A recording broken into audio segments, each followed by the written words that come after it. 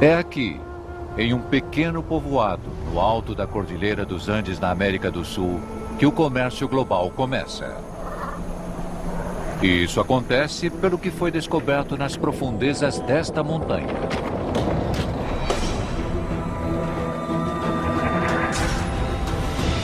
A prata mais pura que o mundo já viu. É 1581 e aparece um comprador para esta prata. A 18 mil quilômetros dali, o imperador da China, o homem mais poderoso da Terra, decide que o seu povo agora deve pagar os impostos em prata. Isso desperta uma enorme demanda por prata na China, a ponto de valer mais do que o ouro. Esta série explora a transformação do mundo quando a prata do rei da Espanha atende às demandas fiscais do imperador da China.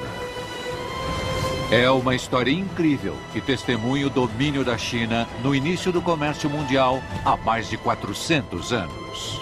Era a primeira vez que o mundo inteiro se interligava numa rede global e o elemento mais importante era a prata.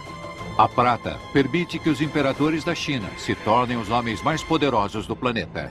E a prata torna este empresário o homem mais rico do mundo.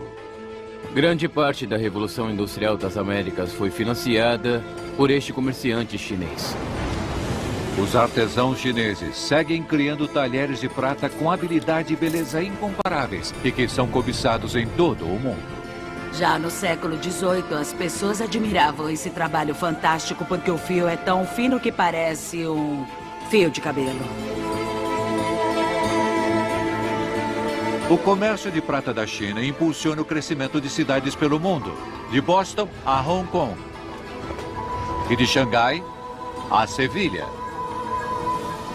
Mas também planta a semente da quase destruição da China e da guerra com as potências ocidentais. Os britânicos estavam determinados a começar uma guerra. E eles conseguiram. É o momento em que a China entra no período conhecido como o século da humilhação, quando a China perde o controle das suas próprias questões externas. Mas a China não abandona a sua obsessão por esse metal precioso. Confie apenas na prata. Era praticamente uma religião na história chinesa. A prata equivale ao ouro na história da China. Esta série revela como a prata mudou a história da China e a história do mundo. É como segurar um pedaço da história nas mãos.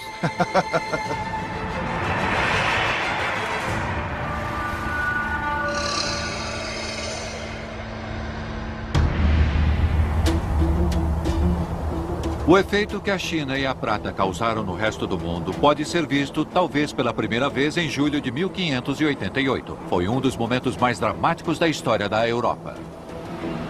Na costa norte da Espanha, o rei Filipe II, protetor da fé católica, reuniu uma poderosa armada. Eram 130 navios e 30 mil homens, a vanguarda da Guerra Santa que ele travava na Europa e na Ásia. Elizabeth I, rainha da Inglaterra e governante do país protestante mais poderoso da Europa, sabe que ela é o alvo. Se Filipe II tiver sucesso, ele irá derrubar a rainha e a Inglaterra será católica novamente. Mas como Filipe conseguiu reunir tal armada? Com que recursos? A surpreendente resposta é uma decisão tomada a milhares de quilômetros da Espanha por outro governante. E não é uma questão de poder ou religião, é de impostos. Em 1581, 7 anos antes de Filipe lançar sua armada, o imperador da China ordena que seu povo pague todos os impostos em prata. A Espanha é o único país que pode satisfazer completamente a enorme fome da China por prata. Todos pensam que o comércio da prata entre Espanha e China, ou seja, o comércio europeu, especialmente o feito em barras, foi algo desenvolvido pela Europa. Que a Europa incentivava, que a Europa que dava o impulso, mas na verdade foi a China. Nesta série reveladora, vamos explorar como, através de uma decisão, o imperador Ming colocou a China no centro do comércio mundial. A globalização não é uma criação do século XXI. A China foi responsável por ela há mais de 400 anos.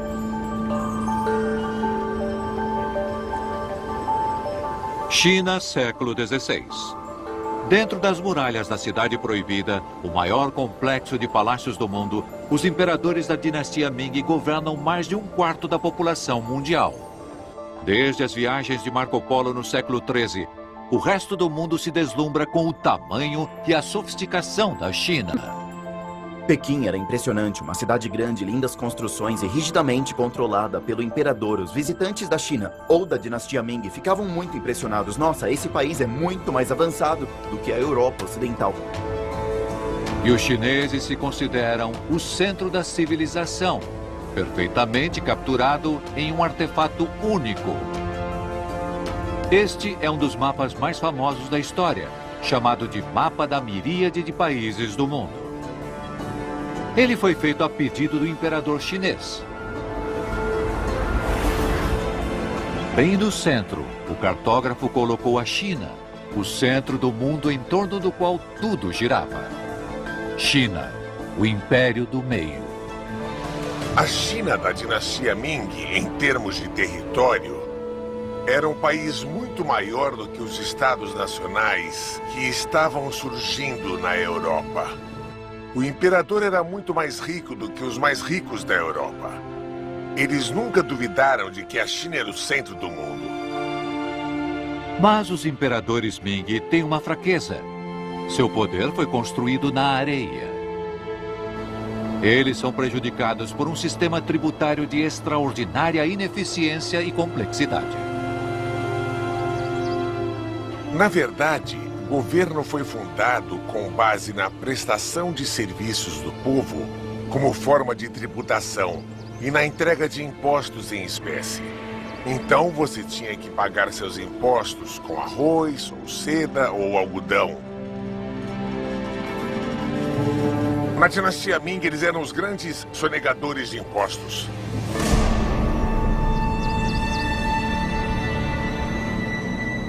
Antigamente, o imperador exigia que os camponeses entregassem certa quantidade de grãos ou de carne para que assim eles pudessem pagar os seus impostos, certo? Mas primeiro, era difícil de implementar porque era difícil de entregar. E segundo, era muito difícil verificar a qualidade dos grãos. É muito melhor e mais flexível pagar só em moeda. O governo tem emitido papel moeda sem interrupções desde o século XI.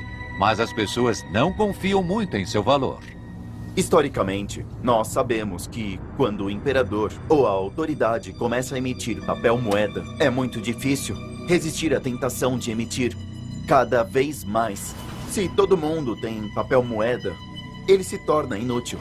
Na história chinesa, as pessoas têm ideias profundamente enraizadas de que só o metal é confiável.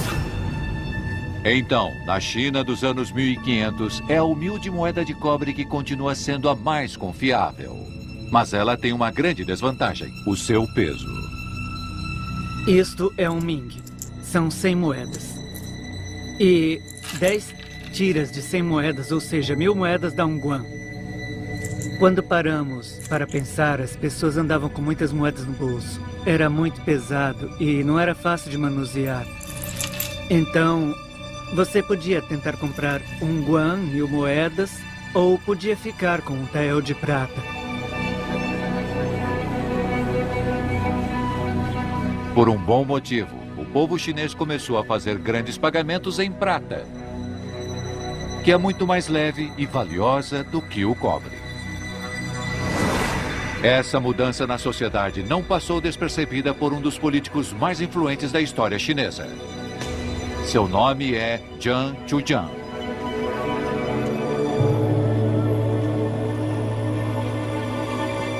Desde muito jovem, ele entendia bem as mudanças que estavam acontecendo naquele tempo e ele viu que muitas coisas haviam mudado na China e que, de muitas maneiras, os sistemas não haviam se adaptado a essas grandes mudanças. Na década de 1570, Jiang Zuojiang é o grande secretário sênior do imperador. Nós podemos imaginar como ele era poderoso. Aquele homem controlava a China inteira, administrando as operações do dia a dia, e rapidamente ele percebeu que, sem uma tributação, sem recursos financeiros suficientes, o país não poderia funcionar. Então, em resposta à escolha do povo de usar prata em 1580, no movimento ousado, Jiang Chujian altera o sistema tributário. A reforma do chicote único vai alterar para sempre o curso da história chinesa. O objetivo da reforma do chicote único é substituir todos os tipos de serviços de trabalho por um único pagamento em prata. Era muito mais fácil para o governo coletar uma quantidade fixa de prata da população do que dizer quem deveria fazer qual tipo de trabalho e assim por diante. Foi isso. E funcionou. No Museu Nacional da China, em Pequim, um artefato mostra como o governo mais poderoso do mundo não é mais financiado por trocas complexas e ineficientes de trigo, arroz e trabalho, mas sim por simples pagamentos em prata. Esta é uma barra de prata que vale 50 taéis. O que eu acho empolgante em especial é o fato dela ter muitos símbolos inscritos. Isso revela muitas informações sobre como a moeda era usada para pagar impostos durante a dinastia Ming. Aqui diz Guangdong, prefeitura de Guangzhou, condado de Shunde, que é onde esta barra de prata foi fundida e que é seu ponto de partida. Em seguida, vemos prata para Pequim, o que significa que esta barra de prata não ficou no condado de Shunde para ser usada no financiamento local, mas sim que foi transportada para Pequim, para o governo central. O que vemos aqui convertido de 16 toneladas de arroz. Essa frase realmente é incrível, porque sabemos que a arrecadação de impostos Ming passou de usar grãos como unidade para usar moeda.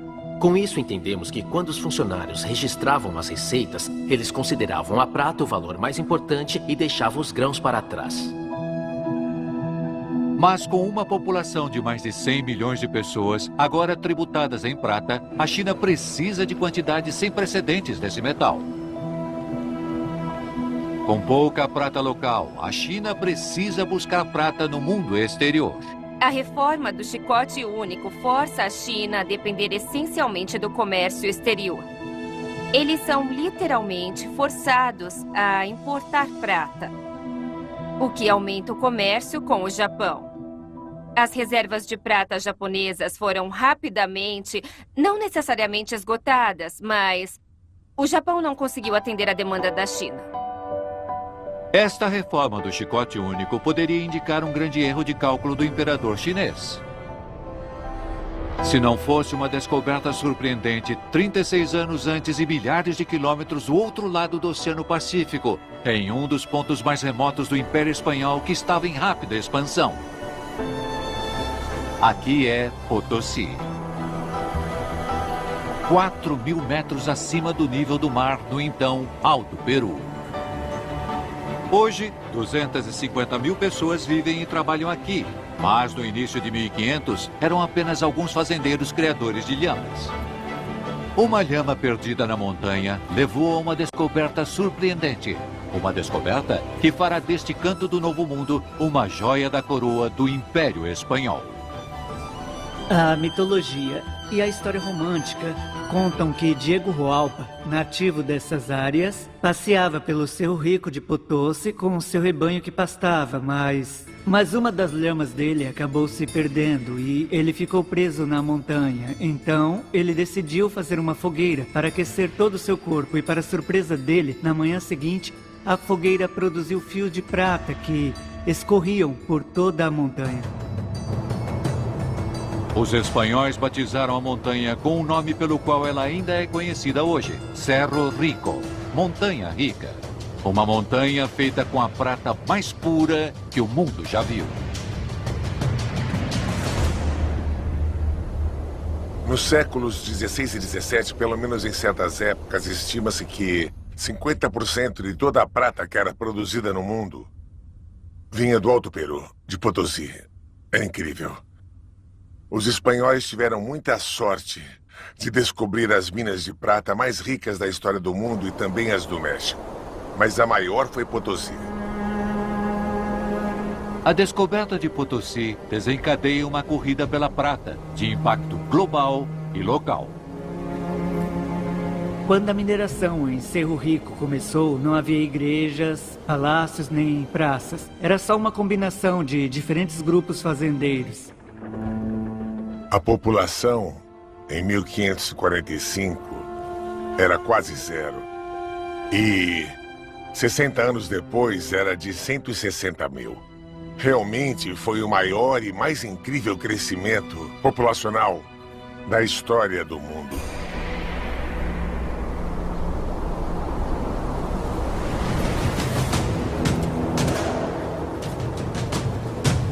Mas mesmo com esta explosão populacional, os espanhóis enfrentam um problema em todo o seu império no Novo Mundo. Onde vão conseguir mão de obra para extrair a prata? Eram vastos continentes com enormes recursos, mas sem oferta de trabalho, ou talvez com uma oferta de trabalho muito reduzida. O que podiam fazer? Para conseguir a prata, os espanhóis escravizam os indígenas do Novo Mundo. Um chefe de mina disse: se 20 índios saudáveis entrarem uma segunda-feira, metade poderá sair aleijado no sábado. Quando a população indígena é dizimada pelas doenças e guerras europeias, os espanhóis se voltam para os escravos da África. Esses escravos eram muito procurados em Potosí, e é muito provável que Potosí tenha sido uma cidade com o maior número de escravos negros por sua grande forma industrial. Essa mina era chamada por muitos que trabalharam nela como a Montanha Devoradora de Homens. É uma ilustração do terrível gasto humano, um gasto muito real em termos de sangue e vidas deste comércio da prata.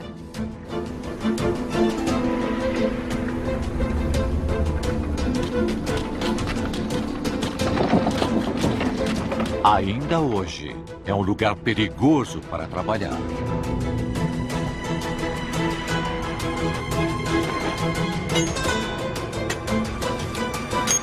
A vida de um mineiro muitas vezes é um pouco complicada porque nós sempre corremos riscos de explosões de gases e também pelo fato de trabalhar no interior das minas. E ficamos doentes por trabalhar nas minas. Tem minério aqui nesse lugar. O problema são os riscos que corremos no trabalho. Por exemplo, uma vez vieram até nós e nos contaram que 2 colegas ficaram presos. Na verdade, acho que eles nem conseguiram resgatá-los. Ao longo dos séculos, milhões de africanos e indígenas morrem extraindo a prata do Novo Mundo. Nas palavras de um escritor, seria possível construir uma ponte de ida entre Potosí e Madrid com o que foi extraído das minas e outra de volta com os ossos daqueles que morreram na extração.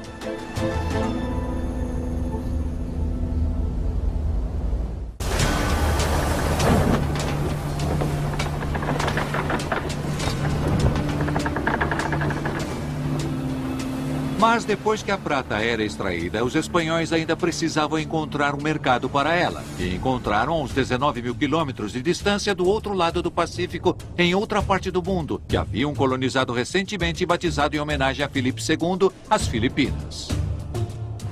Os espanhóis fundaram Manila, a capital.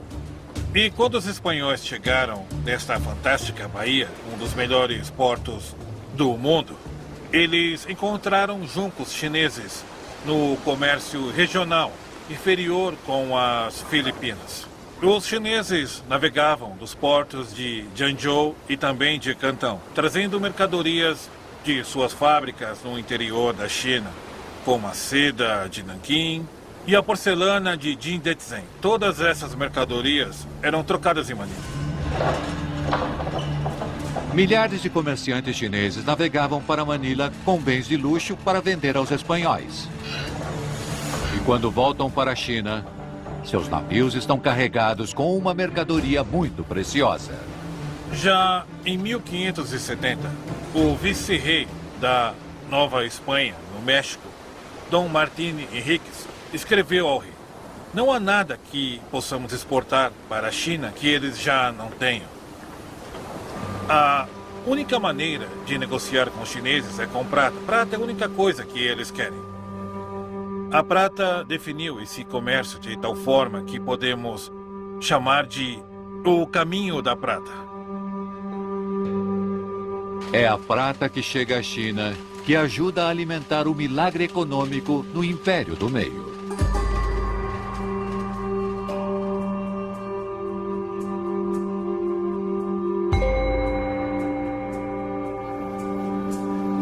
A China, a fabricante do mundo, é dessa época. Ela fabricava produtos sob especificações para estrangeiros. Esses produtos não eram fabricados na China para uso interno. Eram feitos sob encomenda para clientes da Europa e da América Espanhola.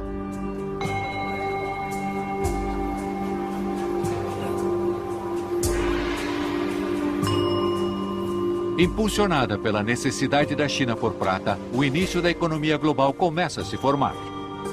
Em 1573, é aberta uma casa da moeda em Potosí, que fabrica uma moeda de prata, que é o coração do início deste comércio e que se torna a primeira moeda global. A moeda espanhola de 8 reales, mais conhecida como peça de 8. A moeda espanhola de 8 reales abrange todas as relações comerciais de todo o mundo. Era notavelmente aceita em todos os cantos do planeta. Essa moeda também chegou às regiões cristãs mais remotas do cristianismo, às fronteiras do Império Chinês e às fronteiras da Índia. O comércio global realmente começou no século XVI. Era possível ver que o mundo estava repentinamente começando a se interligar como um todo. É a primeira vez que o mundo inteiro está conectado em uma rede global e o elemento mais importante disso é a prata. Manila se torna um dos centros globais mais importantes neste circuito de prata. Entre 1572 e 1580, o número de juncos chineses que navegam para Manila carregados de seda e porcelana aumentou mais de 1000%.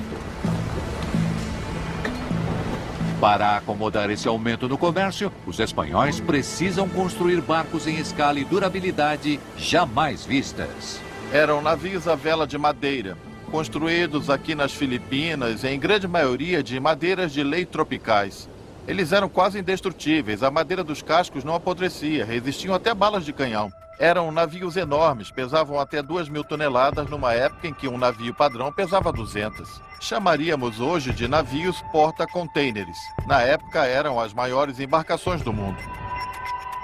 Essas embarcações ficaram conhecidas como os Galeões de Manila.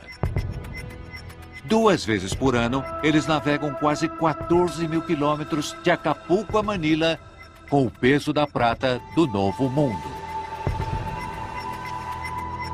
Na verdade, Manila passa a ser o centro de um comércio global que é imensamente lucrativo, não só para os lados do Pacífico, mas também para os 2 lados do Atlântico. Graças às demandas de prata da China, a Espanha agora pode comandar um império colossal. Um frade franciscano é inspirado a descrevê-lo ao rei da Espanha como um império onde o sol nunca se põe.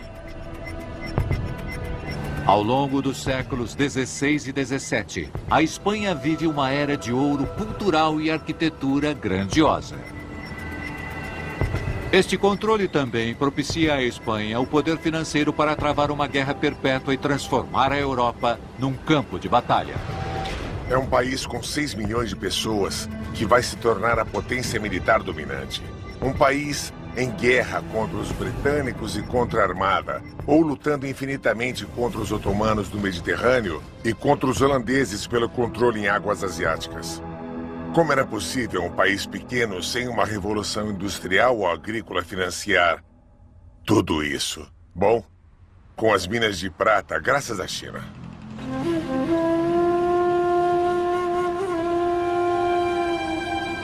Em Manila, as oportunidades do comércio da prata dão origem a algo novo.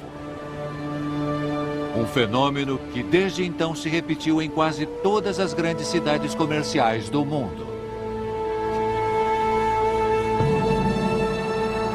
Bem-vindos a Binondo, a Chinatown de Manila. Aqui supostamente é a Chinatown mais antiga do mundo.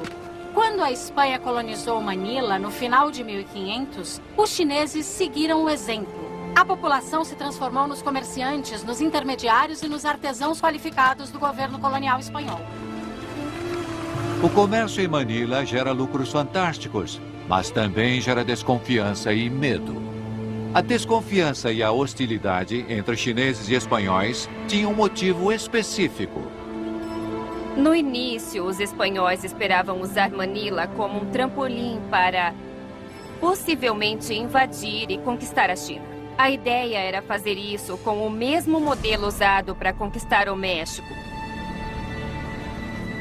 Depois que os espanhóis perceberam que a conquista da China não aconteceria, eles começaram a se concentrar em Manila como um centro comercial. O relacionamento entre os chineses e os espanhóis em Manila era muito tenso.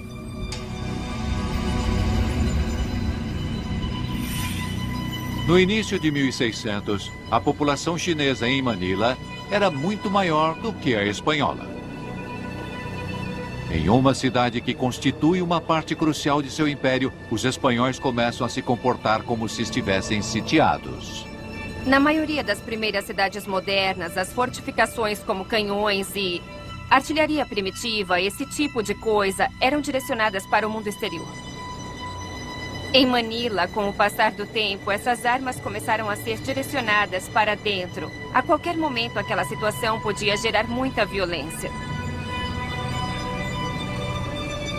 Então esse é o intramuros. Intramuros significa dentro de paredes. E essas são as muralhas. Estamos andando sobre elas. A parte espanhola da cidade ficava deste lado da muralha. Aquela é a área interna e esta aqui é a externa. Em nenhum momento da história, essa região teve mais do que alguns milhares de espanhóis. Havia mais chineses vivendo do outro lado, chegando até dezenas de milhares.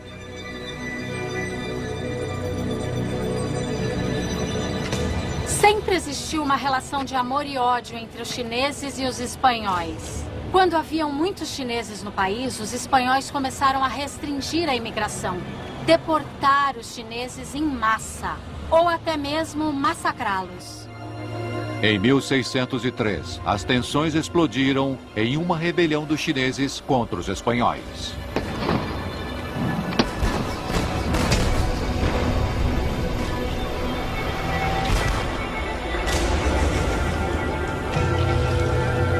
Foi uma rebelião que durou vários dias. Existem diversos relatos confirmados de cabeças de chineses e espanhóis decepadas e exibidas em Manila em estacas, ou até mesmo nas mãos das pessoas. O objetivo era intimidar. E quando tudo acabou, mais de 20 mil pessoas tinham sido mortas.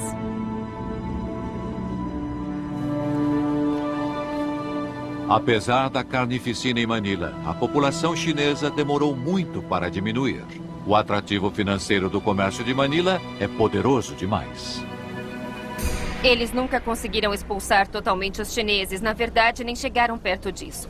E não foi só por uma diferença numérica, mas também pelo papel vital que os chineses desempenharam no comércio de prata e pelo fato da Espanha e da China serem economicamente dependentes daquele comércio. Por mais de 50 anos, o fluxo da prata para a China viabilizou a prosperidade da dinastia Ming. Mas nas primeiras décadas do século XVII, a prata se tornará um fator importante na queda dos Ming. Campanhas militares drenam as reservas de prata da China. O governo não consegue arrecadar impostos suficientes de seu povo sofrido, e a economia da China está precariamente atrelada à prata das minas do Novo Mundo. A quantidade de prata necessária para sustentar esta economia ao longo do século XVII era em média de 50 toneladas por ano, só dos espanhóis. Quando esse fornecimento é interrompido, os imperadores chineses enfrentam um problema imediato. No final dos anos 1630, vários galeões afundaram, um após o outro. Isso significa que o fluxo de prata foi interrompido por um tempo. Foi a primeira vez que as atividades financeiras em uma parte do mundo tiveram um alcance e um efeito global. Quando um desses navios afundava a caminho de Manila, a prata afundava com ele e causava na China o que hoje chamamos de choque de oferta de dinheiro. A quantidade de prata que fluía para a China foi reduzida e isso afetou muito toda a receita tributária dos Ming. A prata criou uma revolução econômica na China. Mas a sua escassez agora causava uma catástrofe. O imperador Chongzhen não tinha dinheiro para financiar suas tropas e seu país estava ameaçado por rebeldes e inimigos ao norte. Por fim, nas fronteiras ocidentais, as tropas do governo não receberam durante 5 meses. A prata também era usada para pagar os soldados. Sabemos que no noroeste, na região rebelde que derrubaria os Ming, não tinha mais prata. E é claro, começa a surgir o descontentamento. O fato de não poder pagar aos soldados causa um enorme impacto negativo na reputação e até uma possível rebelião.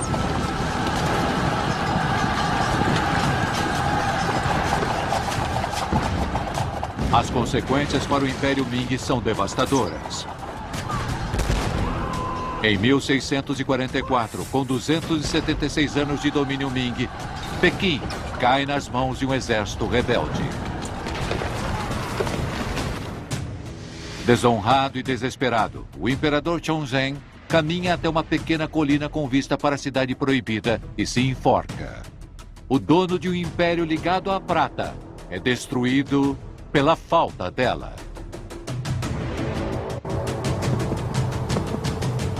Uma nova dinastia, a Qin, assume o controle da China. São guerreiros temíveis do norte, com uma longa tradição de montaria e caça. Durante 40 anos, os Qin resistiram ao governo Ming. Só depois que o novo imperador Kanxi poderá dedicar tempo ao papel que a China vai desempenhar no resto do mundo. Depois que Kanxi tomou o poder em 1969, conforme ele gradualmente chegava à idade adulta, bem aqui onde estamos, no Portão da Pureza Celestial, se reunia com os oficiais e aconteciam coisas importantes. Nos últimos 40 anos, o comércio marítimo havia sido bloqueado. Agora que o Império de Kanxi está seguro, ele tem uma decisão a tomar. Ele deve manter a proibição ou abrir a China para o comércio marítimo. Em 1684, Kanxi cria uma lei para seu povo. Eu ordeno que todos viajem para o exterior em busca de mercadorias para mostrar a natureza populosa e rica do nosso governo. Por decreto imperial, eu abro os mares para o comércio. Agora, a costa da China estava aberta. Um comércio vigoroso se desenvolve e o fluxo de prata é retomado. Kanxi monta alfândegas em 4 portos principais. A prata da alfândega flui diretamente para seus cofres pessoais. Começa um período de paz e prosperidade sem precedentes na história chinesa. Depois que as alfândegas foram criadas, o comércio exterior começou a crescer. E a entrada de prata também aumentou bastante, devido aos impostos que essas alfândegas acabavam cobrando. É aqui que a lei de Kanxi tem o maior impacto. Guangzhou, também conhecida como Cantão. Hoje, a 16 quilômetros a leste de Cantão, grandes navios porta-contêineres atracam no porto de Whampoa 24 horas por dia, 365 dias por ano. Pela localização, esta é uma das vias navegáveis mais movimentadas do mundo. Segundo a lei de Kanxi, os navios estrangeiros carregados de prata seguiam para Cantão, subindo o delta do Rio das Pérolas.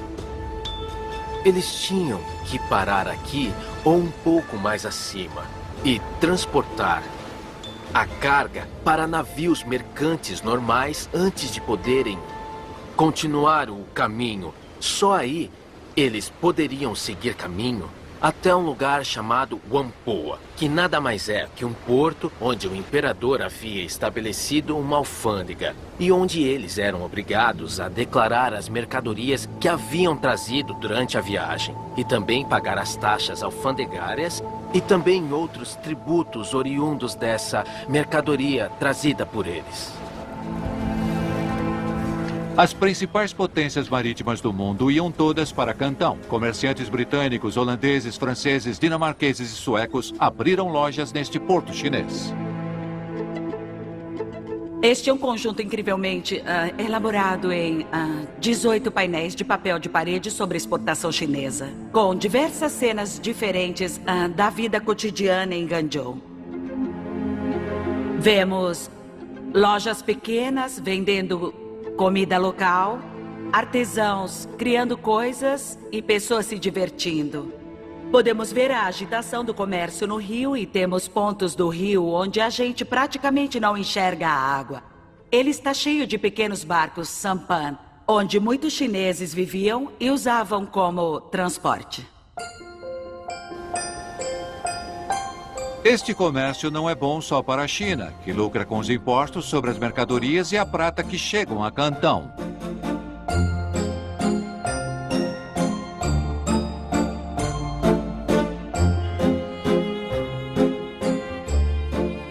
Esta cena está representando o interior de uma alfândega. Esses dois homens são funcionários fiscais e estão separando e contando a prata. A balança que está na frente deles era usada para medir o peso e a pureza das moedas de prata de dois países diferentes.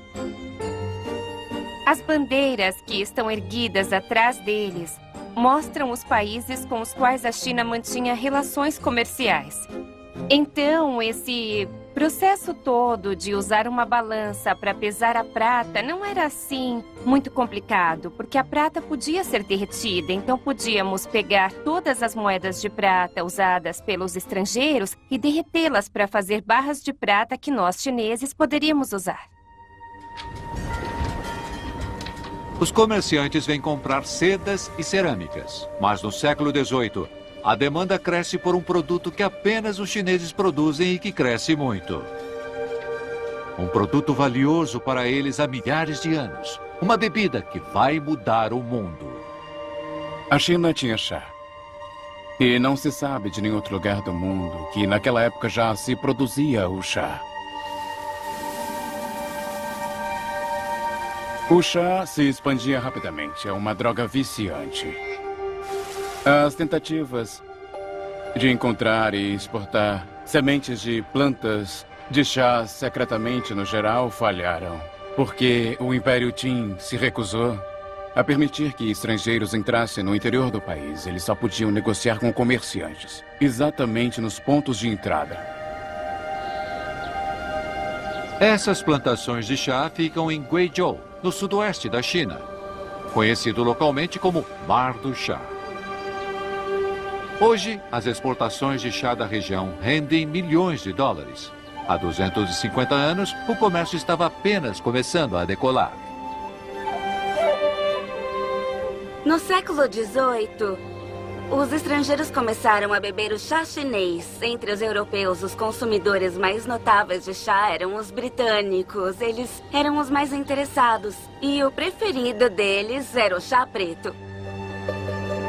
É Catarina de Bragança, século XVII, esposa de Charles II, que torna o chá popular na corte real de Londres.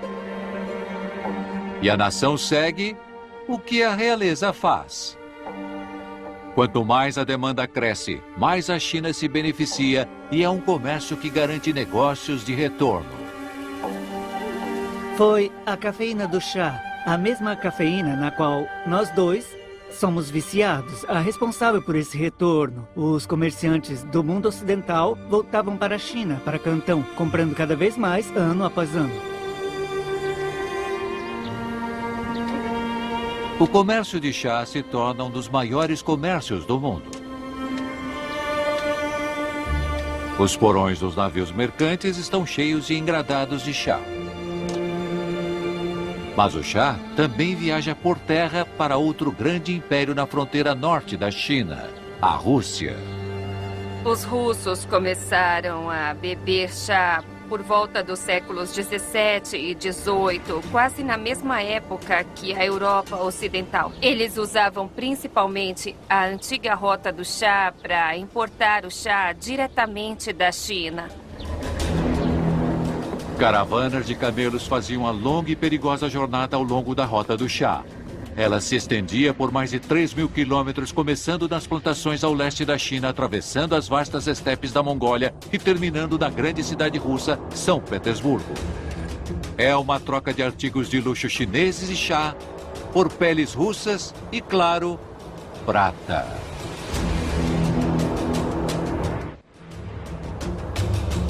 A riqueza gerada com o comércio do chá ajuda a construir a arquitetura monumental de São Petersburgo, a cidade fabulosa e elegante do Império dos Czares russos.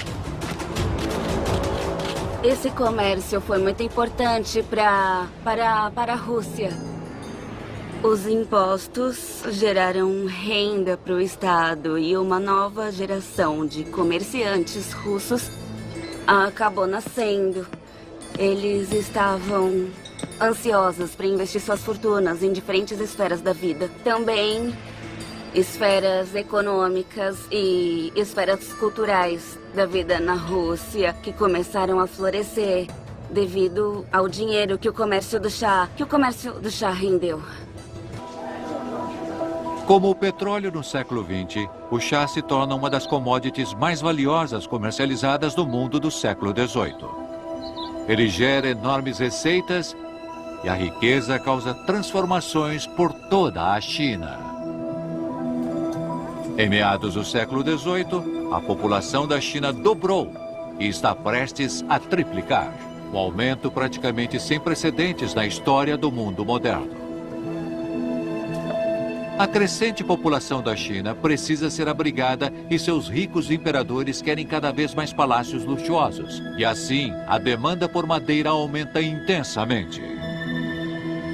A compra de madeira em volumes cada vez maiores força os comerciantes a viajarem cada vez mais para o interior da China. Muitos vão para as colinas densamente arborizadas do sudeste de Guizhou para negociar com uma comunidade que já foi autossuficiente, o povo Miao.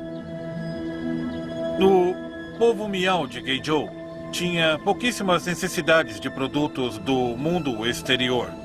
Guizhou, ela é extremamente rica em recursos naturais. Eles basicamente não precisam de nada do mundo exterior, exceto o sal. Então, quando grandes quantidades de madeira começaram a ser retiradas de lá, o que poderia ser dado em troca dessa madeira? Eles precisavam pensar em algo que o povo pudesse aceitar. A prata era mais provável que eles aceitassem a prata em troca da madeira. O comércio de madeira em troca de prata aumentaria as fortunas e alteraria profundamente o estilo de vida do povo Miao, um dos povos mais distintos da China. Com pouca utilidade para a prata como moeda, os Miao usam este lindo metal branco para criar joias fabulosas e complexas. A prata se torna um símbolo de riqueza e status.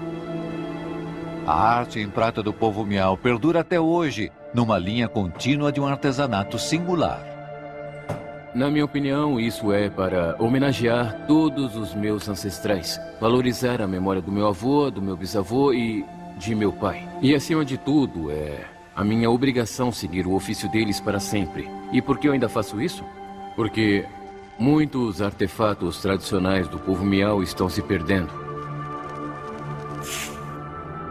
O povo Miao gosta de usar ornamentos em seus corpos. A prata é extremamente importante para o povo Miao.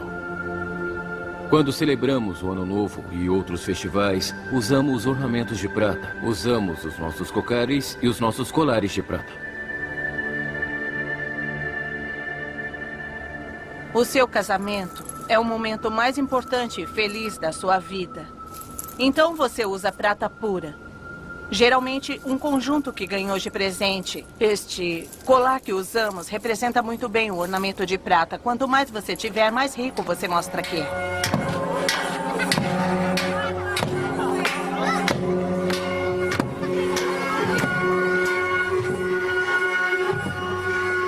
A mãe da minha mãe deu de presente para minha mãe. E hoje minha mãe deu de presente para mim. No futuro, darei para minha filha.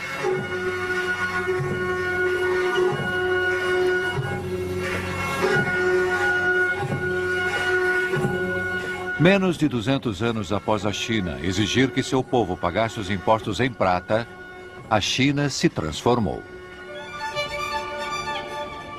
O aumento da riqueza e o comércio exterior em plena ascensão também trouxeram materialismo para a China.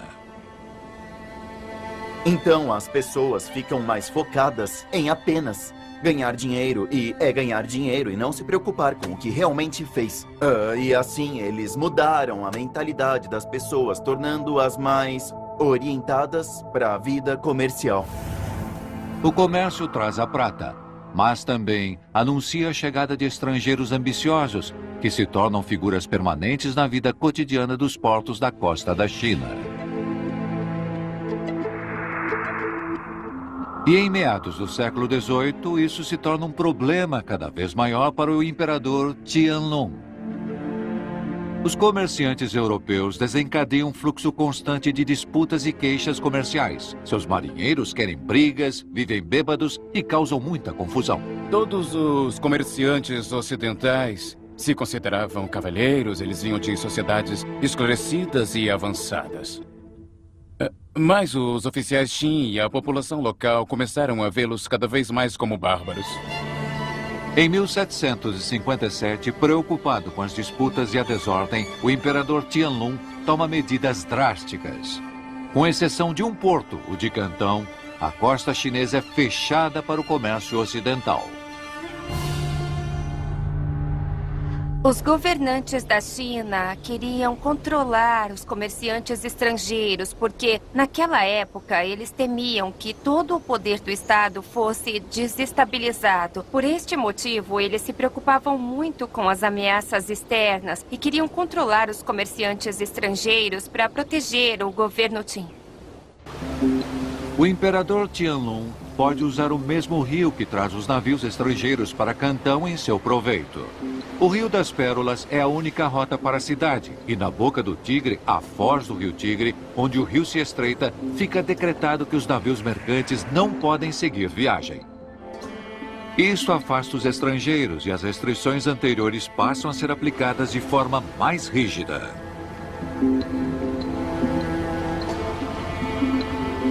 Eles não tinham autorização para passar o inverno em Cantão. Eles tinham que partir antes do inverno começar. Mas isso era muito inconveniente para o comércio.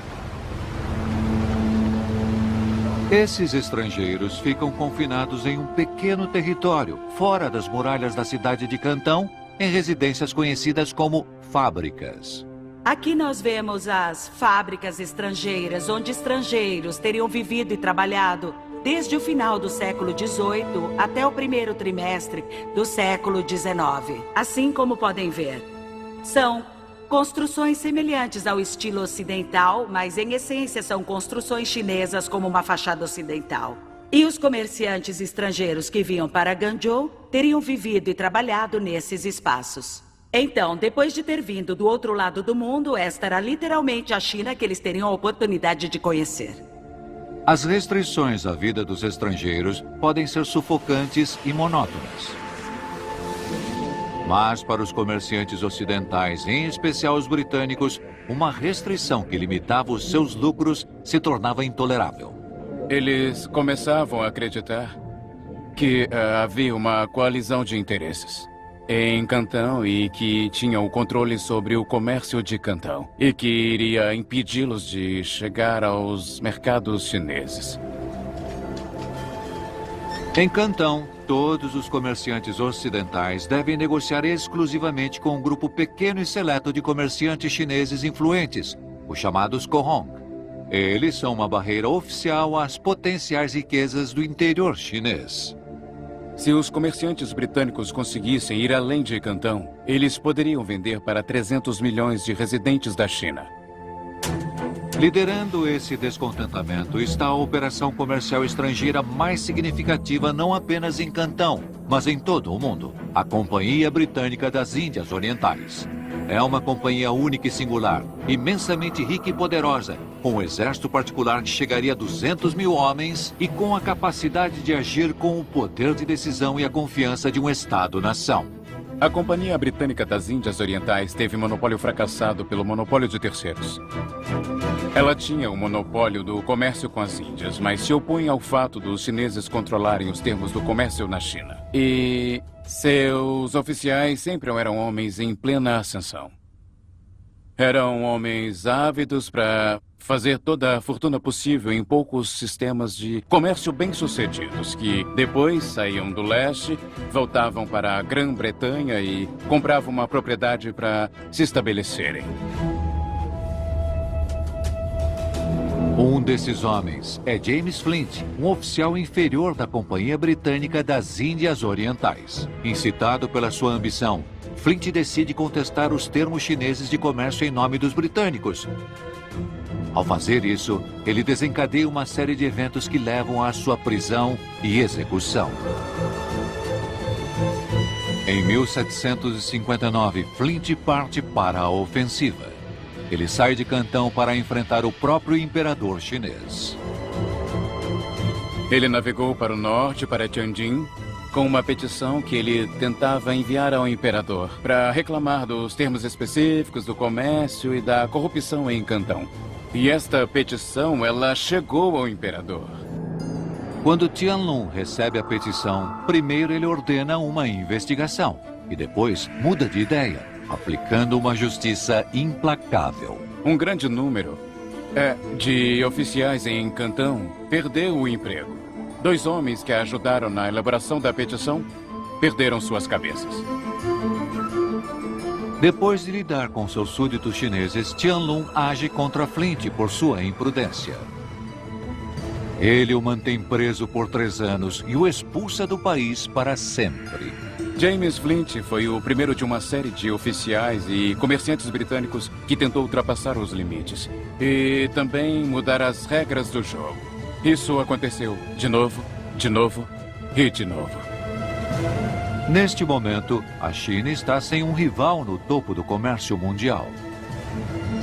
O caso Flint permite que Tianlong mostre ao resto do mundo que quem quiser negociar com a China deve seguir as suas regras. Em 1760, ele divulga seu regulamento contra os bárbaros, definindo definitivamente todas as restrições aos estrangeiros.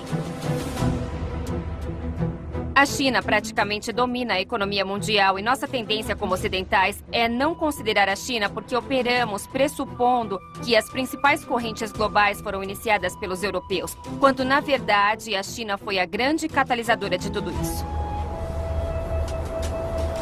Mas o domínio global da China não se restringe ao comércio. Sua cultura dominou a imaginação do mundo. As cortes reais da Europa ficam obcecadas com a ideia da China. Quando Catarina a Grande, a imperatriz da Rússia, constrói o seu famoso Palácio de Catarina perto de São Petersburgo, ela também encomenda a construção de uma vila inteira para os visitantes da nobreza. Ela é construída com estilo e decoração chinesas, que é conhecido como chinoiserie. No século XVIII, a China estava bem em alta na Europa toda.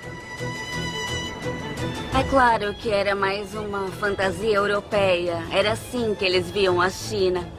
Podemos ver lindos dragões, escamas de peixes, padrões diferentes do telhado e telhados curvos. Algumas pessoas estão dizendo que isso foi uma paródia. Talvez, mas eu diria que eles criaram aqui um belo conto de fadas. O Museu Hermitage é o legado de Catarina a Grande para a Rússia. Ele abriga uma das mais belas coleções de arte do mundo, parte da herança de Catarina, que faleceu em 1796. Parte da vasta coleção da imperatriz da Rússia contém uma obra extraordinária de prata chinesa. Um conjunto para toalete de 32 peças, que Catarina ganhou de casamento em 1745. Uma filigrana de renda muito fina. Era muito especial para os chineses no século XVIII. E acho que agora podemos ter certeza de que ninguém poderia fazer uma réplica. Essas peças exigem um trabalho refinado e muito dinheiro. Seria impossível copiar algo assim. Alguns detalhes têm a simbologia chinesa, como essas romãs. Podemos ver que é uma romã cortada ao meio com sementes à mostra. E este era o símbolo da onipotência. A quantidade de sementes da romã indicava quantos filhos você teria.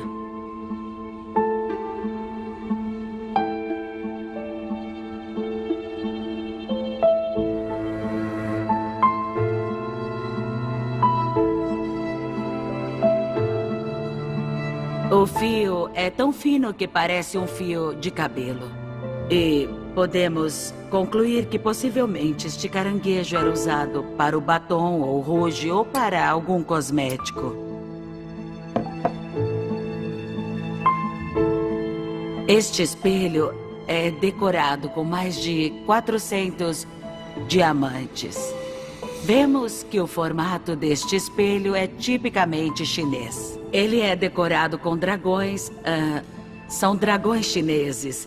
E é claro, quando você olha para ele, acaba sorrindo, porque são todos brilhantes e lindos. Novamente, ele mostra a riqueza da corte russa e da Catarina, a Grande. À medida que o século XVIII chega ao fim, a China está no auge de seu poder. Ela continua sendo o império do meio, o eixo da civilização e do comércio mundial. Em 200 anos, a prata levou a um milagre econômico, transformando a China num motor ainda maior de crescimento global. O mundo clama por seu artesanato requintado e seu charme. E o Império do Meio nunca reinou sobre um território tão vasto. A dinastia Qin parece invulnerável. Durante a maior parte da história da humanidade, a China representou a principal potência econômica e militar do mundo. Mas o desafio apresentado por James Flint anuncia um novo e ameaçador capítulo na sorte da China. Os comerciantes britânicos demitidos pela rígida doutrina do livre comércio ficam ainda mais frustrados em suas negociações com a China, mas agora são apoiados por um poder de fogo sem precedentes. Os britânicos deram um salto quântico em termos de quantidade de violência que foram capazes de infligir a todos que os enfrentavam.